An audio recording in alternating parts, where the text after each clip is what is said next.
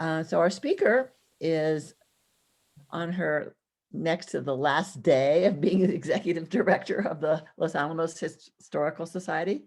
It's Liz Martineau. And I have known her for a long time because she taught in Los Alamos. She was a part of the union. She was part of a group looking at starting a charter school in Los Alamos. And of course, she's been with the History Museum and she used to do the wheel on, whatever that, Science on Wheels. She's done so many different things. I feel, I don't know, humbled. So I'm going to let her begin. There may be more people coming. I've already told her that people come in and out with this because they're eating or they can't get internet connection.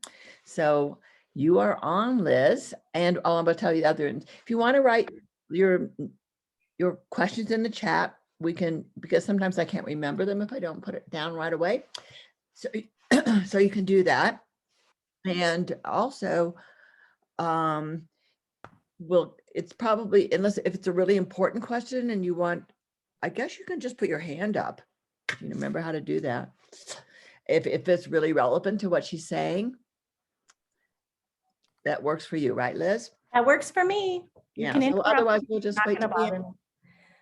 Okay, you're on. All right, so first I wanted to introduce Todd Nichols because, of course, as Carol Ann said, this is my second to last day and Todd will be taking over, and I just wanted to give him a little shout out. He's going to be awesome.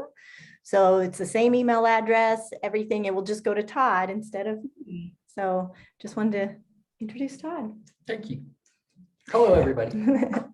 So kind of interesting. Thank you, Carol Ann, for that introduction. Introductions, you know, are never complete. They're always seem so positive and all the things that you've done. And really, there are a lot of things in my life I've done that don't get mentioned in those, right? So sure, I was a waitress for Pizza Hut.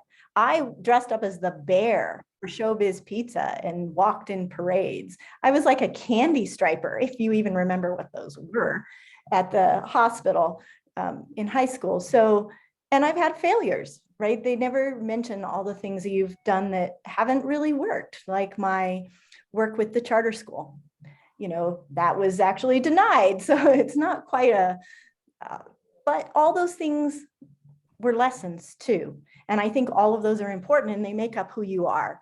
So when we do these introductions, we always list all these things people do, but there's a lot of other things that go behind, you know, who someone really is. So I just kind of wanted to make that clear. I will share my screen because I do have some slides for you. Maybe. Looks good. So history is full of stories and they're fun stories, but if you really are paying attention, they're also lessons. And it's in this light that I really wanted to introduce you to the two leaders here of the Los Alamos part of the Manhattan Project, J. Robert Oppenheimer and Leslie Groves. Now, most of my information for this presentation comes from these two books. I've read many other books, but most of the information comes from these two.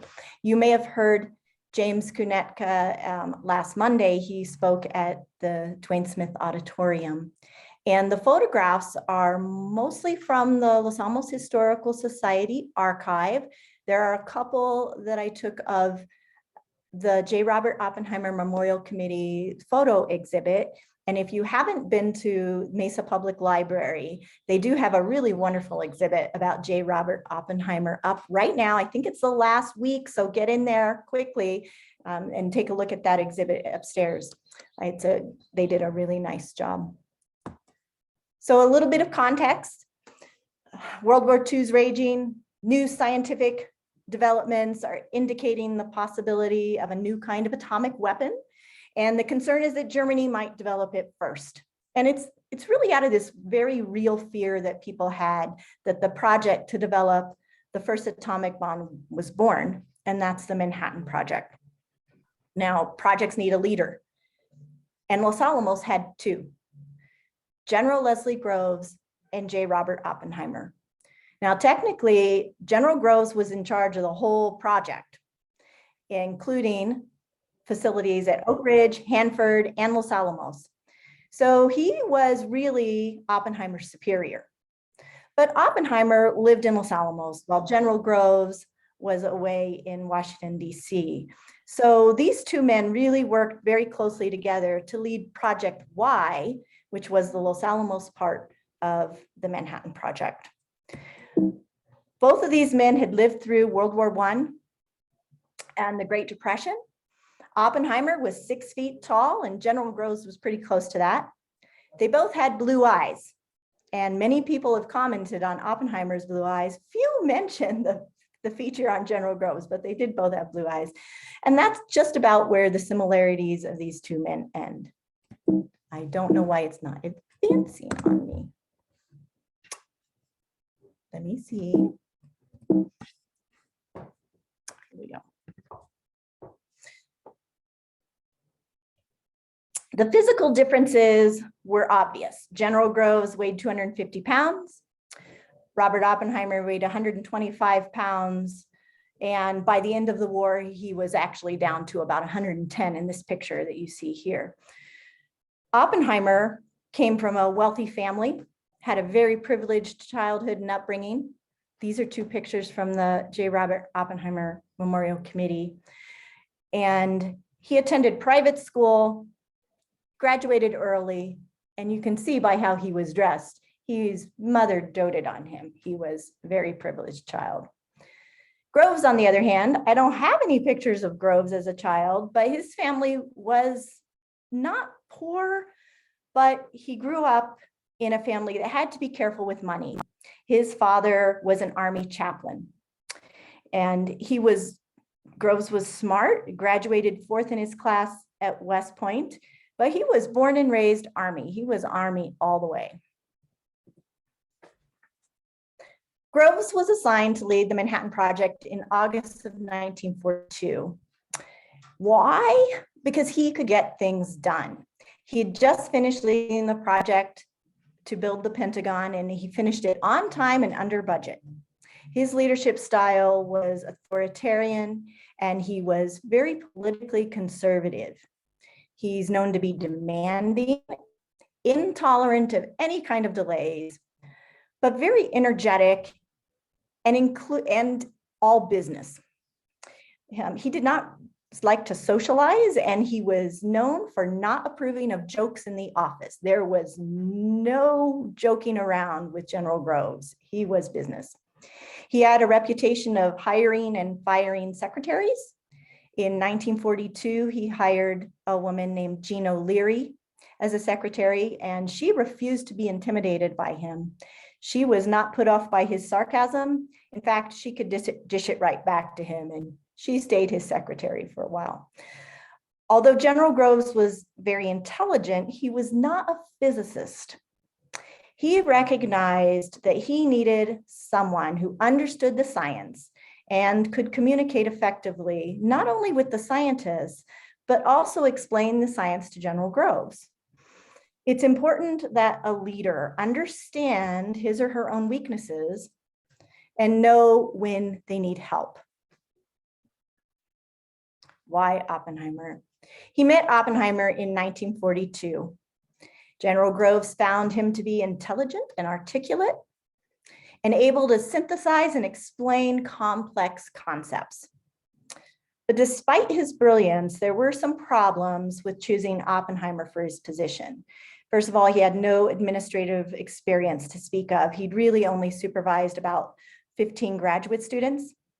He didn't have a Nobel Prize, and he would be leading Nobel Prize laureates. He had communist connections. He was a security risk. Much of the work would involve experimentation and engineering. And while Oppenheimer was an amazing theoretical physicist, his applied physics and laboratory skills left a lot to be desired. They even called his skills in the lab incompetent. In high school, his physics teacher described him as having a mind analytical rather than physical. But despite all these weaknesses, General Groves finally chose Oppenheimer to lead the scientific part of the project in February of 1943. Groves once told an interviewer about why he hired Oppenheimer. He's a genius. Why Oppenheimer knows about everything. He can talk to you about anything that you bring up. Well, not exactly. I guess there are a few things he doesn't know about. He doesn't know about sports. And I really think this is one of the reasons he was hired, is that this ability to communicate. He may seem like an unusual choice, but it was a really smart decision. Oppenheimer and Groves were opposites and they complemented each other. And when people are hired, I think it can be really easy to hire someone who's just like you share ideas, you share common values. But often the best teams are made by diverse people coming together and learning areas of weakness and filling those in within the organization. Oppenheimer and Groves were definitely different, but together they made a really strong team. So I'm going to list a few personal characteristics, and based on what you've heard so far, I want you to decide, does it describe J. Robert Oppenheimer or General Groves? Okay, we'll see how you do. Liberal, conservative, authoritarian, inspiring, informal, a rule follower, ambitious. Okay, let's see how others have described these leaders. I'm not sure. How did you do? You can see from these lists that they really are very, very opposite people. General Groves was known as a driver, but he usually negotiated with Oppenheimer. Decision-making was not Oppenheimer's strength. He was often unsure of himself. When it came down to making difficult decisions, Groves took the lead. In fact, it was General Groves who decided the final date for the testing of Trinity. Isidore Rabi described their relationship this way. Oppenheimer was brilliant, but he was not a strong character. He was indecisive and definitely not a fighter. If he couldn't persuade you, he'd cave in, especially to group opposition. Groves, on the other hand, could provide him with a strong backbone in the form of consistent policy. Colonel Ken Nichols described General Groves this way. General Groves is the biggest SOB I've ever worked for. He's most demanding. He's most critical. He's always a driver, never a praiser. He's abrasive and sarcastic. He disregards all normal organizational channels. He's extremely intelligent. He has the guts to make timely, difficult decisions. He's the most egotistical man I know. He knows he's right and he sticks by his decision. He abounds with energy and expects everyone to work as hard or even harder than he does. If I had to do my part of the atomic bomb project over again and had the privilege of picking my boss, I would pick General Groves. I think sometimes we think that General Groves is very harsh, but we have to remember that sometimes that's necessary to get things done. So if you want something done, General Groves would get it done. Notice they were both considered ambitious. They did have a common goal, which drove them to work together successfully. While General Groves managed the project logistics, housing, supplies, building, constructions, Oppenheimer recruited and led the scientists. This division of roles really capitalized on each of their strengths. Some people might call Oppenheimer an inspirational leader and General Groves an administrative leader or manager. I think there are times when you need both kinds of leaders, and the best leaders are actually a little bit of both, inspirational, but also having strong administrative role. So if you think about your own leadership style, I'm not going to ask you, I'm not going to put anyone on the spot, but if you think about your own leadership style, Which characteristics do you have? Which ones could you work on?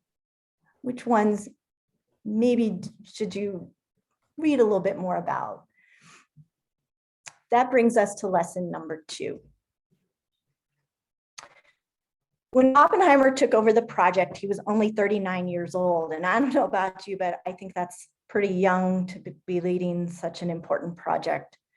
Early in his career, Oppenheimer struggled with social skills. He could be very arrogant, but as director of the project, he learned to be a little more empathetic, and he learned to be a better listener. He may not have had the administrative experience when he was hired in the project, but he certainly learned those skills very quickly.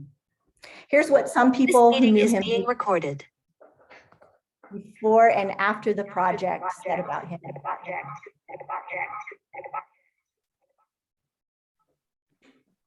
Liz, Hans Bates,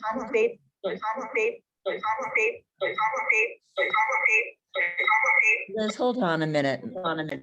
Akana, do you know what's going on? I think that was Becky just joined again and she wasn't muted, and I think we were getting an echo from her. So try it now. Okay, sorry, Liz, I didn't mean to no interrupt problem. you. It's no problem. Hans Bethe describes New Oppenheimer before he was director and after. So he describes him before as being hesitant, shy, lacking confidence. But after becoming the leader of the Manhattan Project, he became a decisive executive, even though he still had some internal insecurities. Others have described him before as being eccentric, long-haired, left-wing, the smart aleck, papers piled all over his desk. And actually on March 4th, when he took over the project, he had no schedule, no planning, no line of responsibility. It was very disorganized. But after working as director for a while, he became highly organized, charismatic, an efficient administrator with a desk that was clean and organized.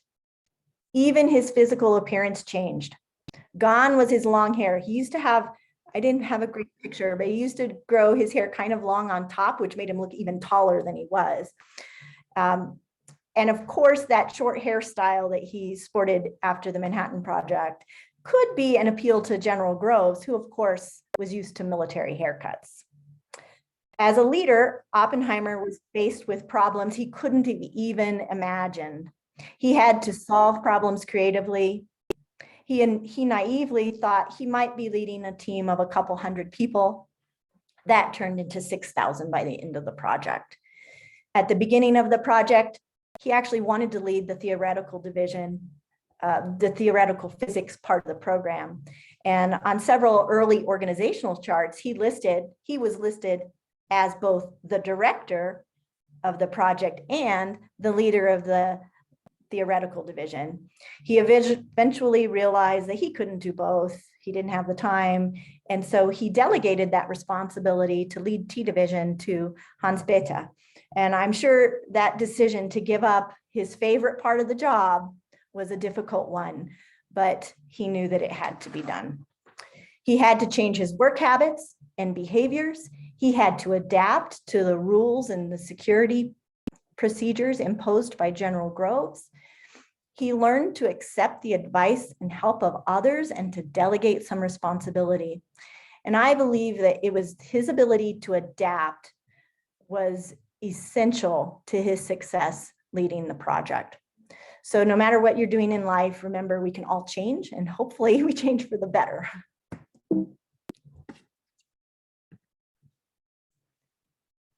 There are two parts of communication, speaking and listening, and both of them are important. So Oppenheimer lived in Los Alamos. General Groves, of course, was leading from Washington. And the problem of distance was solved through communication. General Groves was on the telephone a lot, talking with people all over the country. And he actually preferred to talk to Oppenheimer in person. So Groves and Oppenheimer traveled often, sometimes meeting on the train, which was the chief that traveled to Chicago, talking late into the night and talking almost the whole way. And as we all know, written and phone communication can sometimes be misunderstood.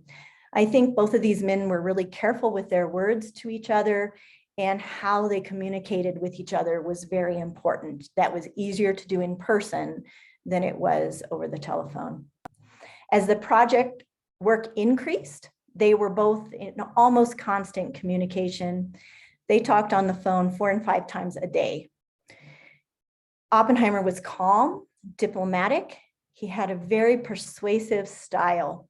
An example of his diplomatic style can be seen in a report that he wrote to a German-born director of the Britain's fission project in 1942. And he worded it this way: "We thought it might be helpful to communicate to you in an informal way some of the findings of our group." Very informal and diplomatic. Although with others, Oppenheimer could be sarcastic and he could be short with people, with General Groves, he was patient. General Groves, although he was abrasive and critical, never swore and rarely lost his temper. They were never heard arguing or exchanging harsh words with each other. And despite their very different communication styles, they had a mutual respect for each other. In person, they addressed each other as Dr. Oppenheimer and General Groves, but their letters often began, "My dear General Groves," or "My dear Dr. Oppenheimer." And it was these positive words that then led to actual physical support. So the people on the Hill were not very fond of General Groves. And instead of feeding into the negativity and gossip, Oppenheimer was very diplomatic and often defended General Groves. When scientists complained about General Groves, he would downplay their concerns, and he would say, "General Groves is just letting everyone know he's in charge." When General Groves saw that Oppenheimer was struggling with an administrative task, he would encourage him to delegate or to hire help. When Oppenheimer shared concerns about housing with Groves, Groves would find ways to help solve the problems. General Farrell was assigned to witness the Trinity Test from a bunker at White Sands, and he described the hours leading up to the Trinity Test this way. For some hectic 2 hours preceding the blast, General Groves stayed with the director, walking with him and steadying his tense excitement. Every time the director would be about to explode because of some untoward happening, General Groves would take him off and walk with him in the rain, counseling with him, reassuring him that everything would be all right. These two men faced challenges together and supported each other. Did they always agree? No, but they could count on each other when the things got tough. So we had two very different leaders here, an inspirational leader, a strong manager, and they had a very complex relationship. Neither was perfect, but they balanced each other out. And despite their very different communication and leadership styles, they were able to form a respectful partnership and work together productively. And I think in this age of political division, it's probably the greatest lesson of all. So any questions? Some of you probably have read more about Oppenheimer than me, so.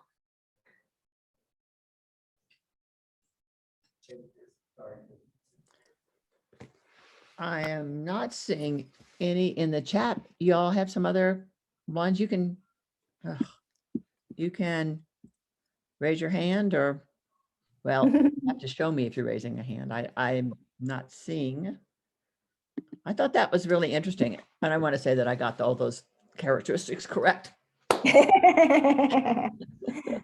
But I know all the others. Yeah, you know, I think there are different leadership styles, and we all have different leadership styles, and we're not even in one category, right? Everyone has different leadership styles.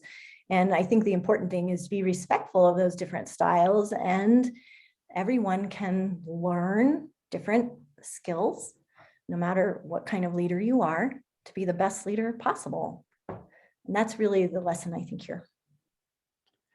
So all of you are leaders, all of you are community leaders. And hopefully you enjoyed thinking a little bit about the past. I think it's interesting and probably better if everyone doesn't function in the same way, you know, because I would think as a scientist, which I'm not, you know, you would think very methodically and very, you know, within this realm of that you work.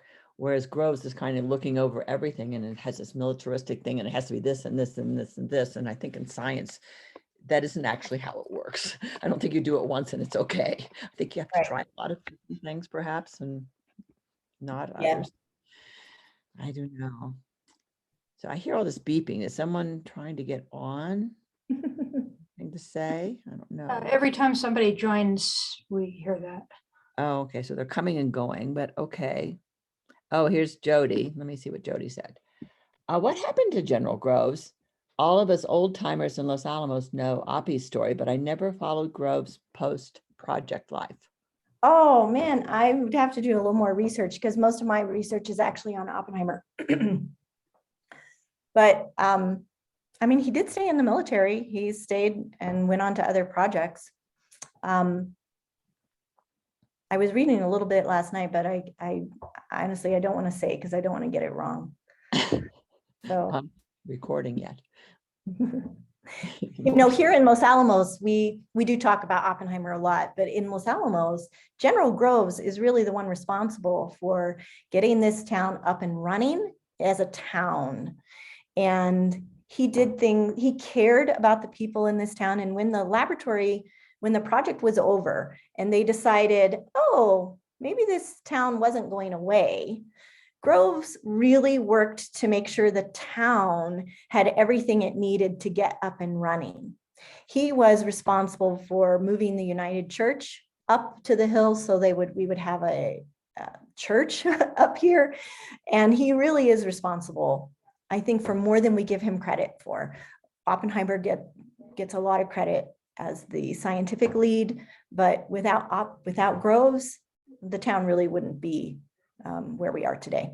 I wonder does Groves have a family? I mean, that's true. It's a good question that Jody asked because I've actually never thought about it. Number one, do you have a family? Where are they? Do they know what you did? You know, all of those kinds of things. So I was going to say that. And also, someone wants to know, Jody, actually, if Groves supported Oppie in his McCarthy hearings. Yeah, I haven't read the whole hearings. Although they've been out since about, I don't know, if they've been out for, I don't know, several years, but I haven't actually read the whole hearings. I don't know. Does someone else know the answer to that? Maybe. Anyone brave? Anyone brave? I really don't know that much about Groves. I'm going to have to do more research about Groves. Now you gave me something to do when I quit work here. I can actually do more work.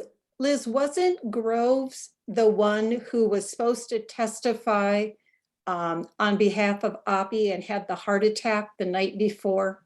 I don't know. I really don't know. And in answer, his family, I don't remember how many children he has, but his children and grandchildren absolutely adored him. And so the difference in the public life of a person compared to private life, they just had a whole different side of him that the public didn't have during that time. And I also believe that he went on and was the head of a big company, maybe like Sperry Rand or something like that, after he retired from the military. I know he went into private business and was the head of some company. So why do you think Oppie left after the detonation of the bomb? Well, his job was over. He had done what he was assigned to do. That was to create an atomic bomb.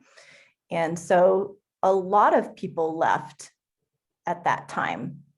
And Oppenheimer, of course, took another job. So I think that he felt like his job here was done. And he did go on to speak out opposing the super bomb, hydrogen bomb. And he did speak out against that, which got him in, I think, got him into some trouble. But, you know, he still stayed involved in making his opinions known. He really supported kind of sharing information around the world, but that didn't quite fly with the Cold War taking off as it did. I thought that I was reading yesterday, but I would not swear by it, that his wife, Kitty, wasn't super happy about being here. So that may have Absolutely not. trying to be nice here. Kitty, you have to remember, they were living in Berkeley and they had a beautiful house. They had a beautiful house, right? So they come to Los Alamos, and if you go in the Oppenheimer house, it's a stone structure and it's small. It is very, very small. You're in the middle of the woods. You have dirt roads. You're in this small little cabin. You don't really have any friends here. You don't have family up here. So she wasn't very happy here. And I kind of sympathize with her. She also had a young child. Peter was 2 when they moved here. And then her daughter, Tony, was born here. I think there's no one's actually said this, but I think she probably suffered some postpartum depression, and not having family here didn't help. I think it was difficult for her here. I think you're correct about the housing.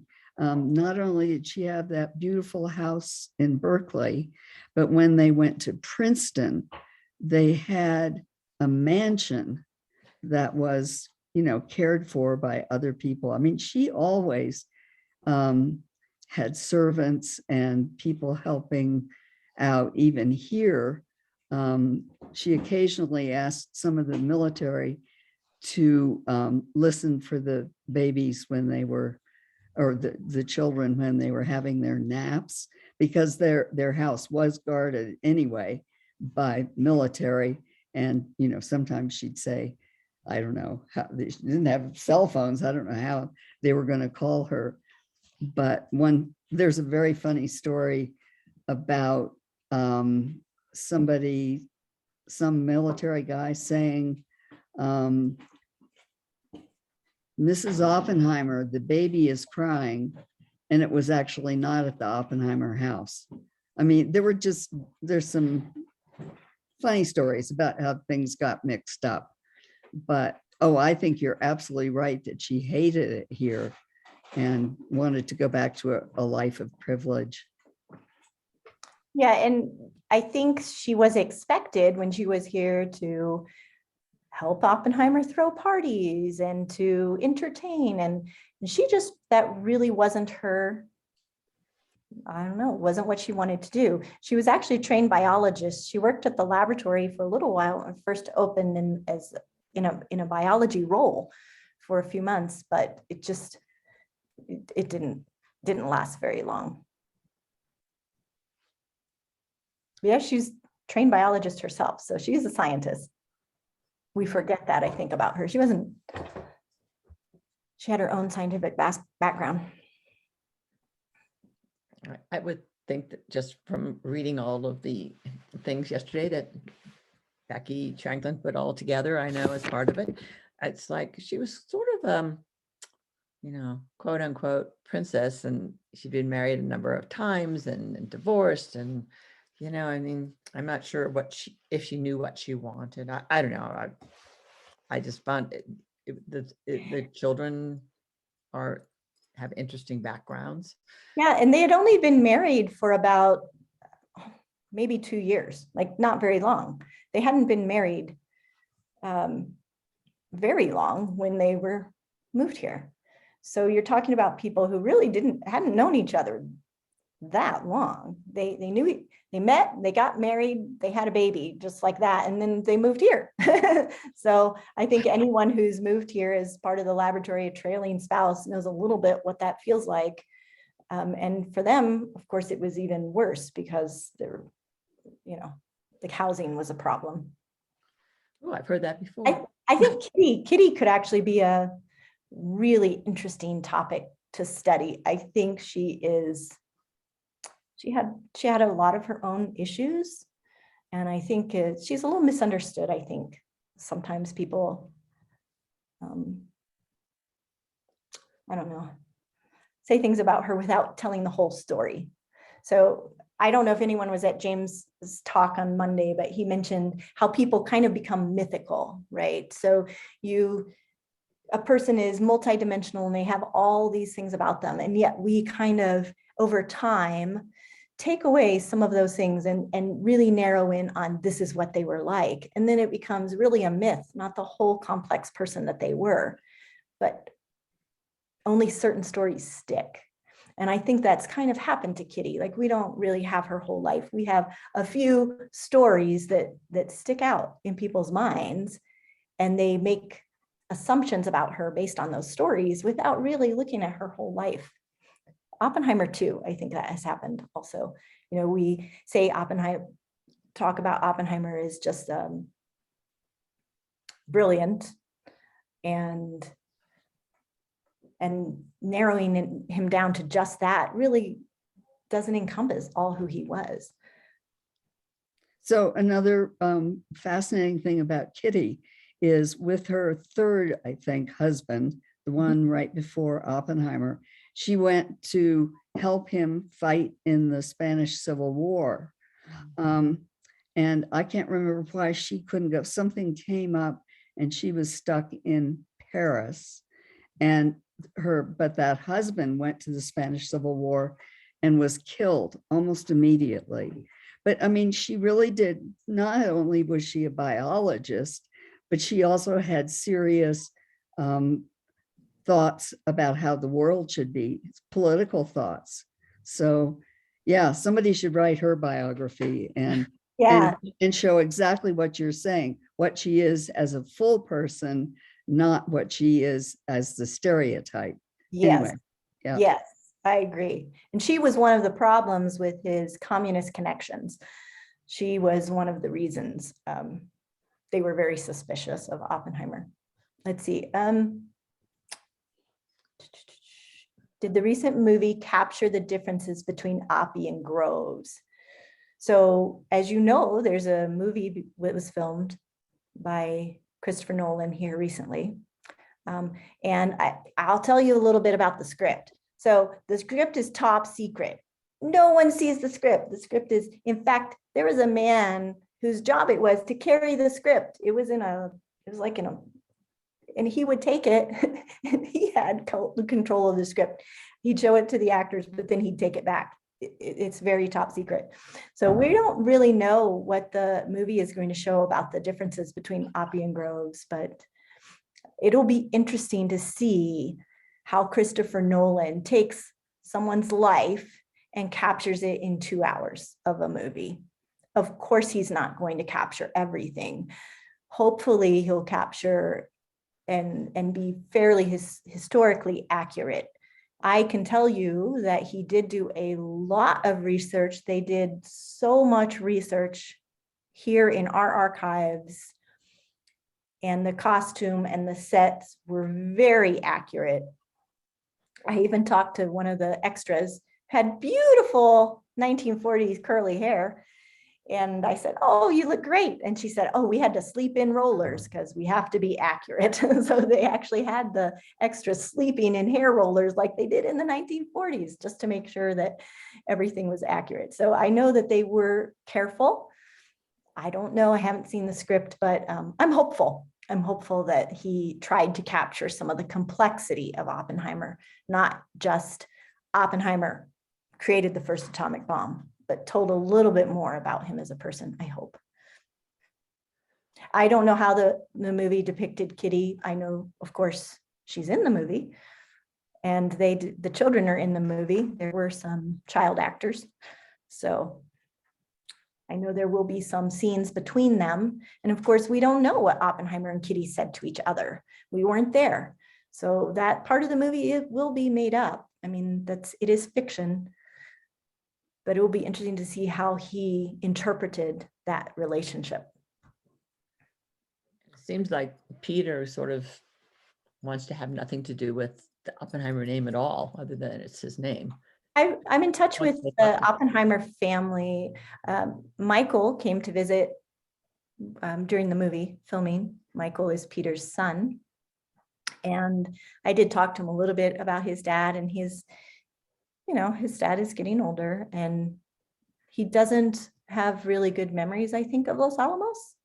If you can think about what his family life was like when he was here, probably it's a difficult time. So he doesn't have a lot of strong memories. He was 2 and 4, so he wasn't that old when he was here. Michael did have a chance to talk to the movie producer of the Oppenheimer movie and felt pretty good about it, but they wouldn't let him see the script either, so we'll see. So I think that's about it. Well, if no one else has any questions, well, okay. So we can't thank you enough, Liz, for doing this on our annual meeting and using your second to the last day with us. Giving me something fun to do in my last week, so that's good. Well, good. Well, it's good. Are we really? Caroline? Someone asked about the progress of the house. Oh, So the Oppenheimer House, of course, is in the possession of the Historical Society right now. And it's now that the movie is cleared out, it's actually set up. You could take a tour in there. There aren't exhibits per se. There are some posters and there are some things hanging in there, but it is not open to the public regularly. I think it is open for special tours, or if there's an event, I think we can open it. We are working on, let's see, our architectural drawings of the house should be finished in May. And those are important because that will allow us to get contractors in to do the plumbing, electrical work, and foundation work that are really necessary before we open the house to the public fully. It does have a lot of work that needs to be done. We're raising about $1.5 million is our goal right now. And we're on our way. We're talking with people and we'll go for some grants and things like that. But I think it will open. Historically, it's a very significant to not only Los Alamos history, but the world history, even more significant as in the last month or so, it seems like it's even more significant. So I think it will open. Hopefully by the time the movie comes out next summer, the house will be open to the public. What's the academic background of Todd Nichols? I don't know. I have to ask Todd Nichols. I don't really know. I know that he worked at Bandelier in their shop for a long time. And of course he's worked here in our shop, but I don't know his academic background. Where's Todd? I don't know. I guess he's busy. Please, if anyone ever wants to get in touch with me, though, you can ask Todd here at the Historical Society. They have my email and my phone number. I will be doing other things in town. I'm not leaving town.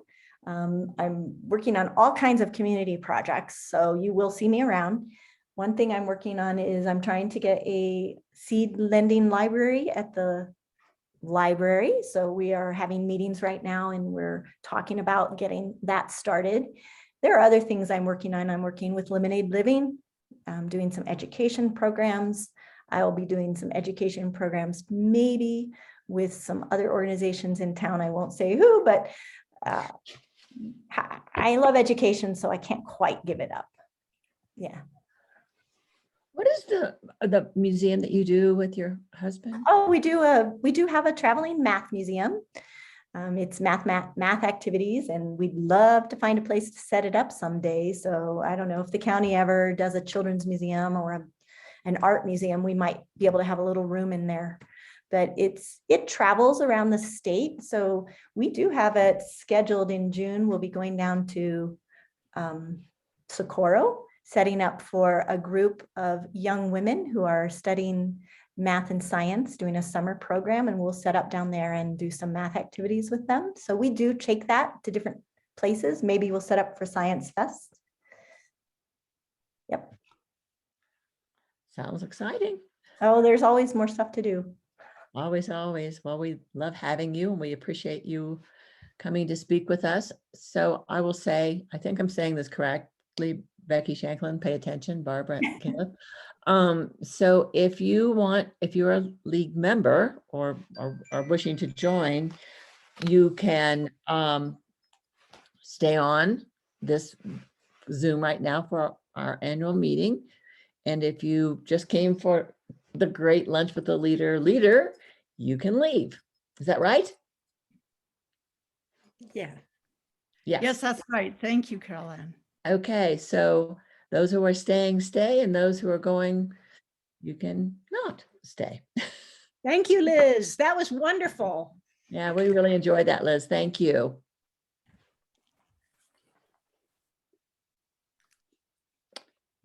So where are we?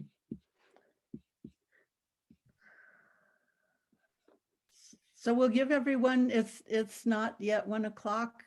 We'll, if people want to go get a drink of water or something, please do so. We'll start promptly at 1 o'clock. If you are a league member, please stay. I'm happy to chat with people if they just want to chat. I can Oh, tell you sure. more about the movie. It was Sure, fun. thank you. It was interesting. Or I can tell you more about the Oppenheimer House. So the movie, of course, the movie filmed on historic properties, which was really a trick, right? Because you don't want to destroy the property, and they have very heavy cameras and equipment and things to move in. So it was really a balancing act to make sure that they were careful with the historic property, and that, but also could have their equipment in there. So we worked really closely with them. A lot of negotiations went on to make sure that that could happen. And proud to say that it did. I think it will be a great thing for the Historical Society. The actors were great. Everyone was really wonderful to work with.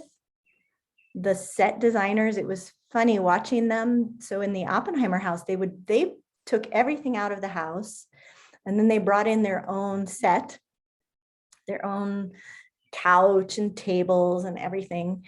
And they were so careful that I would walk in, and then the next day I would go in and little things would be changed, like ashtrays. You know, Oppenheimer's house has ashtrays. So they would have a glass ashtray sitting there. And then the next day I would come in and that ashtray would be gone, and there'd be a green metal ashtray there. And then, or they would hang something on the wall, and then I would come in the next day and there'd be something different hanging on the wall. And I think they were trying out different sets to see, you know, looking at color, looking at background, just trying to figure out what worked for the scene, which was really cool. I wonder how many seconds in the movie the Oppenheimer House will be, and how much time and effort they put into those 10 seconds that we're going to see in the movie. But it will be interesting. They pumped in their own air because of course it's COVID. So they actually set up outside these huge ventilation system, their own HVAC system, and pumped their own air and heat into the Oppenheimer House when they were filming in there. COVID made it a little tricky.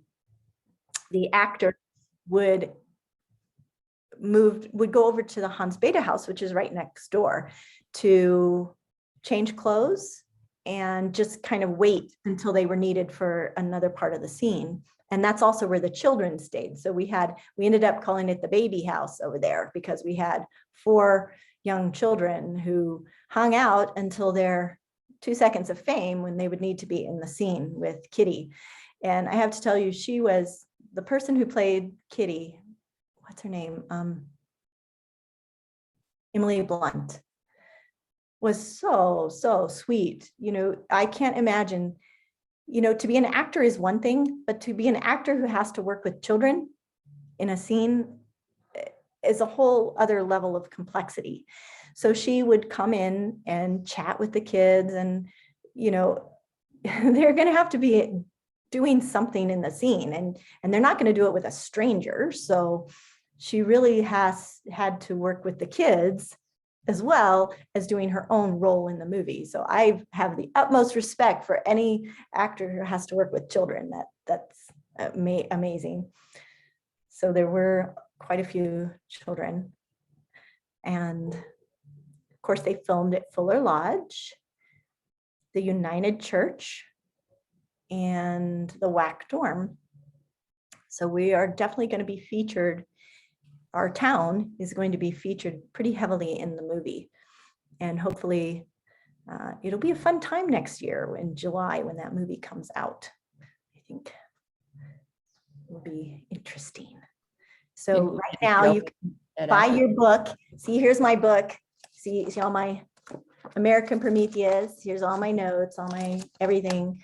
You have to buy your book, read your book. The movie is based on American Prometheus, this book.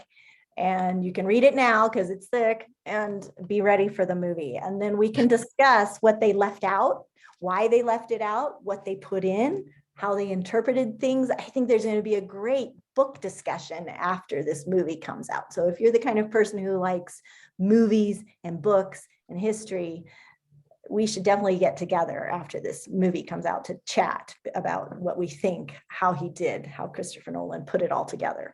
Will be interesting. And I was just going to add that Kai Bird, who was one of the authors of that, came to visit along with Charles Oppenheimer and Michael Oppenheimer.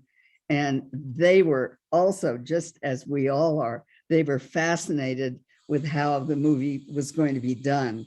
And I sort of understood from Kai Bird that he actually interacted with, I don't know, not Christopher Nolan, but whoever is directing it, and, you know, made some suggestions, but who knows? And I agree with you, we should get together and talk about, because it's a fascinating book. It'll be really, really interesting to just see how he captures it visually. Yeah. Because of course, a movie is very different than words in a book. So how do you capture those feelings visually using color and you know, background and everything. So it's just, I think it's just tragic that we don't have a movie theater to show it in. Yeah. And I don't know whether they could resurrect it for just that movie.